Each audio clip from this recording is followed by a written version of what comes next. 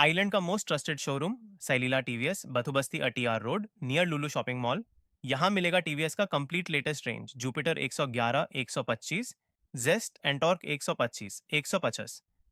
Raider Apache 107, RTR 310 और RR 310। Electric segment में iQube electric with 100 to 190 kilometre range और Orbiter electric full stock में। 2 wheelers पर 5 साल warranty, best technical support, professional servicing और original TVS spare parts हमेशा available. Commercial के लिए टीवीएस 3 व्हीलर ऑटो भी रेडी डिलीवरी में। Easy EMI, low down payment और इंस्टेंट अप्रूवल भी मिलेगा। Contact 9932082229। Visit now Saileela TVS. नमस्कार। आज का ये प्रेस कॉन्फ्रेंस भारतीय मजदूर संघ द्वारा कुछ अहम मुद्दे पर बताया गया है। हमारे साथ हमारी अध्यक्षा वेंकट लक्ष्मी जी, हमारे उपाध्यक्ष श्री विजय नायर जी और भारतीय मजदूर संघ के उपाध्यक्ष वाइस प्रेसिडेंट अनूप दत्ता जी और फॉरेस्ट मजदूर संघ के प्रेसिडेंट भी है और साथ में हमारी सेक्रेटरी मैडम है लक्ष्मी जी। तो मैं आप सबको आज इस बात से अवगत कराना चाहता हूं कि जैसे आप सब जानते हैं कि भारतीय मजदूर संघ स्पेशली अनऑर्गेनाइज सेक्टर के कर्मियों के लिए हमेशा से लड़ता आ रहा है। जिसका एक बड़ा उदाहरण ये है कि भारतीय मजदूर संघ के पास फॉरेस्ट मजदूर संघ जो है यूनिट, उसके बहुत सारे ऐसे डीआरएम्स है जिसको सीजनल वर्कर्स कहा जाता है डिपार्टमेंट द्वारा। उनके लिए भारतीय मजदूर संघ पिछले साल एक बहुत ही बड़ा धरना प्रदर्शन वन सदन के सामने किया। उसके निरंतर बाद हमारा फॉरेस्ट एडमिनिस्ट्रेशन के साथ बातचीत चलता रहा और पत्राचार चलता रहा। तो आज देखा यह जा रहा है कि जो डीआरएम्स काम कर रहे हैं उनको ना लेकर रेगुलर जॉब में, उनकी जगह अभी एडमिनिस्ट्रेशन द्वारा करीब 296 पोस्ट साउथ अंडमान एरिया में निकाल दिया और नॉर्थ एंड मिडिल में 150 पोस्ट करीब आउटसाइडर पोस्ट निकाला है। जिसका सीधा खामियाजा जो काम कई वर्षों से कर रहे हैं जो डीआरएम्स, उन पर जाएगा। वो इतना अपना लाइफ का समय दे चुके हैं और उनका उम्र भी निकल रहा है, उनका परिवार कहां जाएगा, क्या जाएगा, इनका बारे में एडमिनिस्ट्रेशन ना सोचकर ये पोस्ट को बाहर किया गया। इस पर भी हमने चिट्ठी लिखी और हमने निवेदन किया फॉरेस्ट मजदूर संघ के द्वारा कि जो पोस्ट बाहर निकला है उससे कम 50% पोस्ट रिजर्व किया जाए अंदर के कार्यकर्ताओं के लिए, वर्कर्स के लिए, और बाकी जो है आप आउटसाइड से लेना ये उचित होगा। तो अब ये देखा जा रहा है कि इंटरव्यू भी कॉल फॉर हो गया है शायद, अभी प्लानिंग चल रहा है इंटरव्यू का। तो अब मैं इसके ऊपर ज्यादा जो फोकस है हमारे अनूप दत्ता जी कर रहे हैं एज ए प्रेसिडेंट फॉरेस्ट मजदूर संघ। मैं उनसे निवेदन करूंगा कि डिटेल में थोड़ा सा बाकी की कार्रवाई को बताएं। धन्यवाद। सभी को नमस्कार। जैसे कि हमारे महामंत्री जी ने कहा कि बीएमएस के यूनिट जो फॉरेस्ट मजदूर संघ है तो लगातार प्रयासरत है कि कैसे हजारों की तादाद में अंडमान निकोबार द्वीप समूह में जो फॉरेस्ट डीआरएम मजदूर काम कर रहे हैं, जिसको डिपार्टमेंट लगातार सीजनल कहते आ रहे हैं, और 6 महीने का उनका जॉब होता है, 6 महीने उनको घर बिठाया जाता है, फिर 6 महीने बाद लिया जाता है। और ये जो प्रक्रिया है, ये प्रक्रिया कई सवालों के घेरे में वर्षों से रहे हैं कि कोई कंटिन्यू कर रहा है, कैसे आई वॉश हो रहा है, कैसे उस प्रक्रिया में त्रुटियां हैं, और इसी बाबत लगातार हमारी ओर से संघर्ष जारी है। और करीब 1 साल बीत गए, 1 साल पहले इसी को लेकर के आपको याद होगा कि ये जो पुराने लोगों की मजदूरों को लेने की प्रक्रिया, ये अचानक एक कोर्ट ऑर्डर के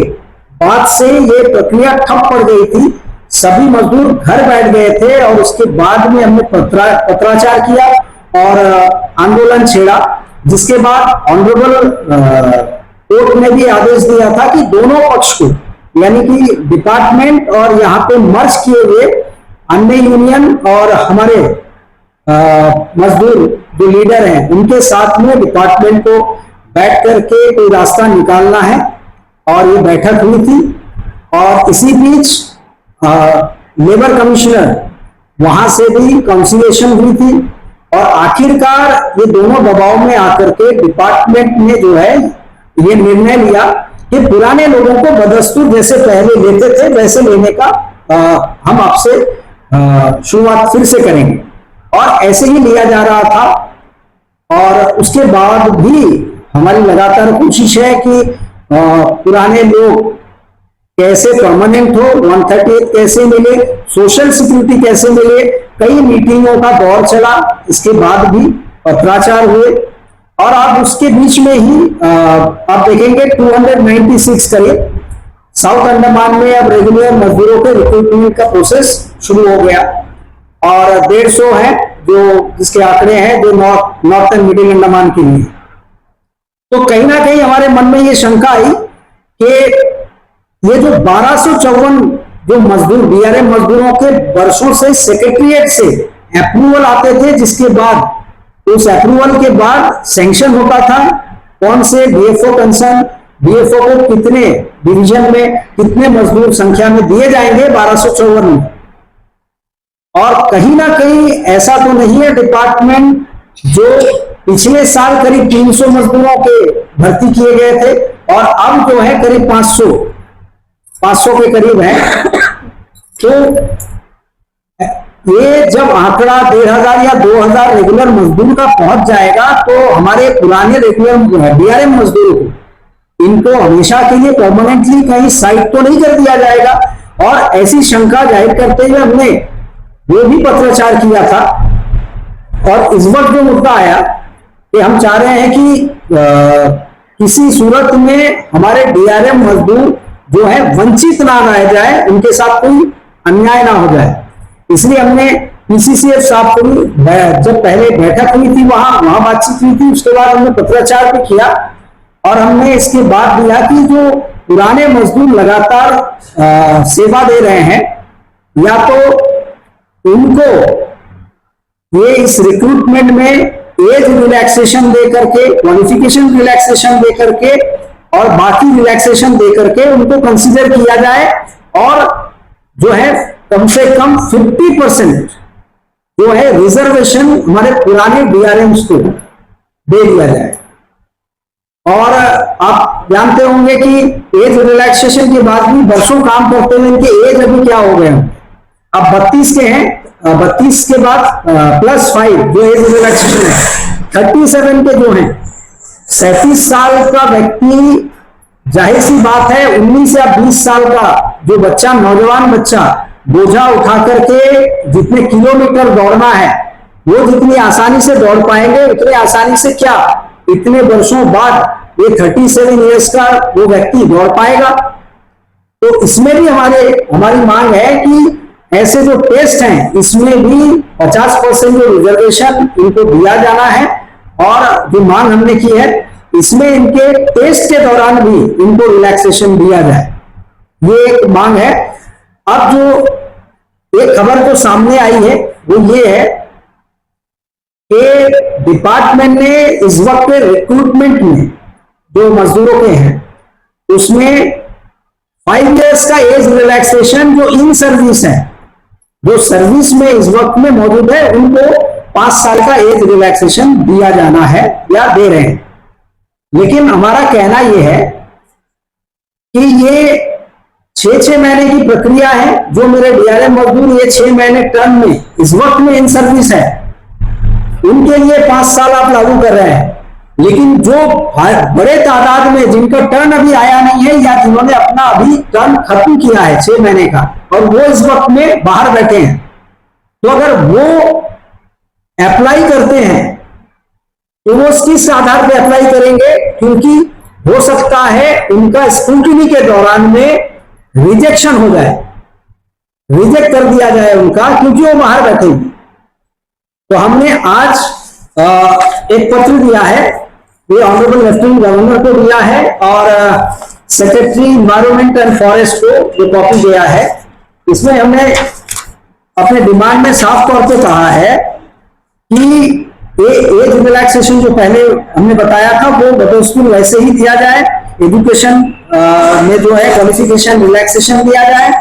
और टेस्ट में जो एड ऑन हम कर रहे हैं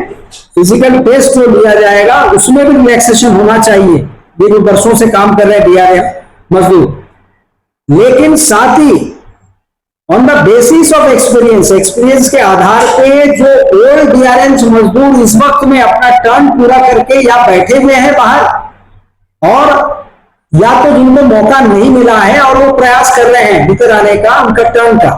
तो ऐसे मजदूरों को भी जो है ऑनलाइन जो रिक्रूटमेंट है इसमें एक्सपीरियंस के तौर पे एक्सपीरियंस को मानते हुए उनको भी रिक्रूटमेंट प्रोसेस में शामिल किया जाए और उनका एप्लीकेशन एक्सेप्ट किया जाए, ताकि करीब करीब जो हम कुछ हिसाब लगा पा रहे हैं कि कम से कम 500 से 600 जो वर्कर्स हैं तो शायद ये 5 इयर्स के एक रिलैक्सेशन में शामिल हो सकते हैं, ऐसे वो रिक्रूटमेंट प्रोसेस में शामिल हो जाएंगे। और क्योंकि 50% हम रिजर्वेशन मांग रहे हैं रिलैक्सेशन के साथ, तो उम्मीद है कि बहुत सारे हमारे ओल्ड डीआरएम्स जो हैं ये रेगुलर मजदूर में इनकी भर्ती हो पाएगी, और बशर्ते कि जो हम डिमांड कर रहे हैं इसको जो है वो डिपार्टमेंट भी माने, क्योंकि डिपार्टमेंट खुद जानती है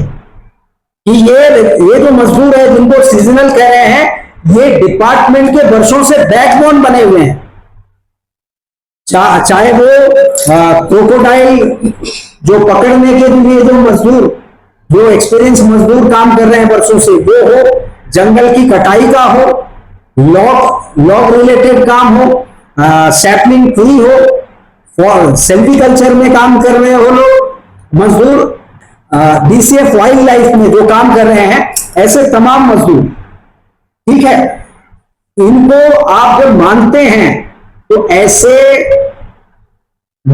रिलैक्सेशन देने में आपको आपत्ति क्या है। और ये अनुरोध चूंकि गवर्नर साहब से है तो हम चाहेंगे कि ये एज रिलैक्सेशन अगर आप नहीं बढ़ा पाते हैं, वैसे हम चाहते हैं कि 10 साल का कम से कम एज रिलैक्सेशन मिले। अगर ऐसा हो जाए तो ज्यादा से ज्यादा ओल्ड डीआरएम जो है फॉरेस्ट के वो इस रिक्रूटमेंट में भाग ले सकते हैं इस प्रक्रिया में। और अब हो सकता है कि ये सवाल खड़े हो इस प्रेस कॉन्फ्रेंस के बाद कि इनको 138 और रेगुलराइजेशन की लड़ाई चल रही है, इसके बीच में ये एज रिलैक्सेशन क्यों है। तो हमारा ये कहना है कि कोर्ट में वर्कर्स भी जा चुके हैं, कोर्ट में तमाम यूनियन भी जा चुके हैं, और ये केस ऑलरेडी पेंडिंग है, हियरिंग्स चल रहे हैं। ये कितने दिन और इस पे लग सकते हैं ये हम कुछ अनुमानित तौर पे हम नहीं कह सकते इसमें, लेकिन एज रुका नहीं है इन मजदूर भाइयों का, एज तो दिन ब दिन इनका बीतता जा रहा है। तो क्यों ना इसके बीच में हमारा प्रयास ये है कि इसके बीच में कोई ऐसे अपॉर्चुनिटी ऐसे उनको दिया जाए या बनाया जाए, ऐसा प्रयास हमारी ओर से की जाए कि कोर्ट का जजमेंट जब आएंगे हमारे लिए वो खुशी की बात होगी जब हमारे फेवर में आएगा मजदूर भाइयों के, लेकिन तब तक क्या हम काफी हद तक इन मजदूर भाइयों के सोशल सिक्योरिटी के लिए परमानेंटली कोई सोल्यूशन कुछ भाइयों के लिए निकाल पाएंगे, बहनों के लिए निकाल पाते हैं कि नहीं। और यही प्रयास है हमारा फॉरेस्ट मजदूर संघ का, बीएमएस का, कि इस प्रक्रिया में ज्यादा से ज्यादा हमारे ओल्ड डीआरएम्स नए तो आएंगे, जरूरत है डिपार्टमेंट को, लेकिन नेक नियत के साथ डीआरएम पुराने जो हैं उनको भी मौका दे, रिलैक्सेशन दे करके, और फिजिकल टेस्ट में भी उनको रिलैक्सेशन दिया जाए। और जो ओल्ड डीआरएम्स है उनके लिए गुजारिश डिपार्टमेंट से रहेगी कि आप इनको जल्द से जल्द कोर्ट का फैसला कब आएगा इसका इंतजार ना करते हुए आपकी तरफ से डिपार्टमेंट खुद पहल करे और ये ओल्ड डीआरएम जो पुराने हैं और सीनियर हैं उनको 130th सभी को जो है करने का प्रयास करे, ये गुजारिश रहेगी। और ये पत्र आपको हमने दिखाया और अब हमें इंतजार ये इस बात का है कि महामहिम उपराज्यपाल जो इसके ऊपर विचार करेंगे और कोई फैसला करेंगे और कोई आदेश देंगे, और हम उम्मीद करेंगे राज्यपाल महोदय इन डीआरएम्स के परिवार के बच्चों के खातिर और उनको देखते हुए कोई हक में उनके लिए फैसला करेंगे और हमने जो पत्र दिया है उसको कंसीडर करेंगे। इतना ही कहना है, धन्यवाद। नमस्कार, मैं अंडमान निकोबार भारतीय मजदूर संघ का वाइस प्रेसिडेंट बोल रहा हूं। आज प्रेस कॉन्फ्रेंस करते हुए आपके सामने आए हैं भारतीय मजदूर संघ और फॉरेस्ट मजदूर संघ। मुद्दा यह है कि अपॉइंटमेंट अभी फॉरेस्ट डिपार्टमेंट की तरफ से होने जा रहा है, उसमें ओपन टू ऑल किया है। पुराने समय से डीआरएम ऑलरेडी डिपार्टमेंट में काम कर रहे हैं। कई सालों से डिपार्टमेंट का एक रवैया ये रहा है कि डेवलपमेंट के नाम से काम लिया जाता है, काम प्रोग्राम किया जाता है, प्रोजेक्ट लिया जाता है, प्रोजेक्ट को भी रखा जाता है। वो भी प्रोजेक्ट रेगुलर बेसिस में भी होता है और टेम्परेरी बेसिस में भी होता है। उस समय वर्कर का जरूरत पड़ता है तब डीआरएम्स को लिया जाता है और लेके जल्दी के चक्कर में लोगों को लेते हैं काम के लिए। एक आज से 30 साल 40 साल पहले से ये होता आ रहा है, जिसमें लोगों को लेके 240 क्रॉस होता है, फिर वो उनको नौकरी नहीं मिलता है। जब रेगुलर अपॉइंटमेंट होने की बारी आती है तो उनको नहीं मिलता है। फिर उन लोग जो है किसी यूनियन के थ्रू में या कानूनी दायरे में जाके उस चीज को पाने का रास्ता पाता है, तब सरकार उसमें बाध्य हो जाता है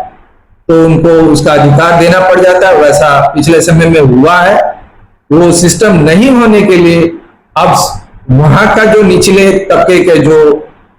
ऑफिसर्स है वो 240 या डीआरएम्स को रेगुलराइज पैटर्न में नहीं लाने के लिए सीजनल वर्कर का दौर को अपनाया, जिसका वजह से अंडमान का नागरिक का साथ में अन्याय हो रहा है। तो इसलिए महामहिम उपराज्यपाल जी से ये अनुरोध करता हूं कि अंडमान के जो नागरिक का अपना अधिकार है वो अगर रेगुलर में लेते हैं तो बहुत अच्छा है, अगर उनको अगर डीआरएम में लेते हैं तो उनको भी वही राइट मिला जाए। 240 से बचाने के लिए अपने आप को, सरकार अपने आप को बचाने के लिए यहाँ का नागरिक का अपना अधिकार, उनका जीवन शैली को नुकसान पहुंचाना और उम्र दराज तक उनसे काम लेना, लास्ट में फिर उनका जो अधिकार का तरीका आता है उससे वो वंचित हो जाता है। इस चीज को आप और हमारे पीसीसीएफ भी इनमें इन्वॉल्व होके इस चीज को कैसा भी अभी जो अपॉइंटमेंट हो रहा है उसमें कम से कम उनको रिलैक्सेशन दे के उनको एज ए डीआरएम काउंट किया जाए, क्योंकि उसको आर्टिफिशियली उनको ब्रेक किया सीजनल तरीका से। कंटिन्यू उनसे काम लेना है, नहीं लेके सालों साल उनसे काम लेने का कारण वहां काम जरूरत है, सीजनल वर्क नहीं है, कंटिन्यू वर्क है। आप बकायदा उसके लिए इंस्पेक्शन करेंगे तो आपको पकड़ाई में आ जाएगा। काम रेगुलर जरूरत है, वहां वर्कर का भी जरूरत है, वो भी कंटिन्यू चाहिए 365 दिन। वो सीजनल वर्क नहीं है, तो सिवाय सिर्फ इसीलिए इस चीज का यूज कर रहे हैं क्योंकि 240 ना हो जाए और वो अपना अधिकार ना पाले, ये चक्कर से बचाने के लिए ऐसा किया। लेकिन रेगुलर करने के लिए ओपन टू ऑल करना चाहिए, हमारे अनएम्प्लॉयड को लिए भी देना चाहिए। लेकिन जब उनको पिछले समय से उनको भी जब अनएम्प्लॉयड थे तो उनको लिया गया तो उनको अधिकार उनसे छुटकारा ना पाए, वो भी देश का नागरिक है, उनको भी उसी समान अधिकार से दिया जाए। और अभी हमारे प्रेसिडेंट फॉरेस्ट के अनुज जी बोले हैं, उसके हिसाब से देखा जाए तो कुछ रिलैक्सेशन की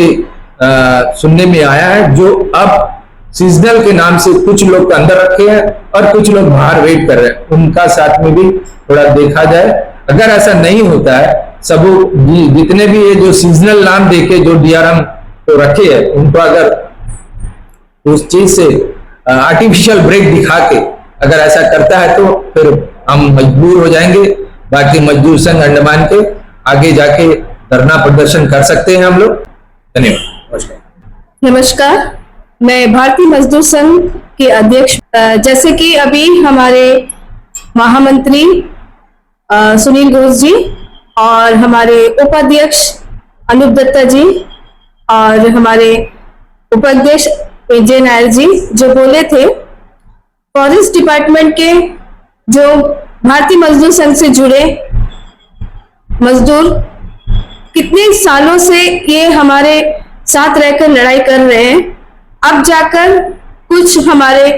लेफ्टिनेंट गवर्नर को अभी लेटर दिए हैं, उनका क्या प्रयास अभी क्या बोलेंगे उनका तो हम देखेंगे। लेकिन हम जितना फॉरेस्ट डिपार्टमेंट या कोई भी अन्य डिपार्टमेंट किसी को भी कुछ होता है तो हम लगातार उनके साथ ही रहते हैं, छोड़ते नहीं है। जिस तरह हम फॉरेस्ट डिपार्टमेंट में मजदूर हमारे अनूप दत्ता जी लगातार उनके साथ रहते हैं और वो मजदूर संघ के प्रेसिडेंट भी हैं वहां के फॉरेस्ट डिपार्टमेंट के। और मैं यही हमारा पूरा टीम साथ में मिलकर जो भी लड़ाई लड़ रहे हैं और हमें ये लड़ाई को जारी रखना चाहिए और जारी रखेंगे और हम उस लड़ाई को आगे तक लेके जाएंगे। तमाम मीडिया जो आए हुए हैं यहाँ पे और हमारे बातें पूरे अंडमान निकोबार तक का पहुंचाने के लिए आप मीडिया को बहुत बहुत धन्यवाद देती हूँ।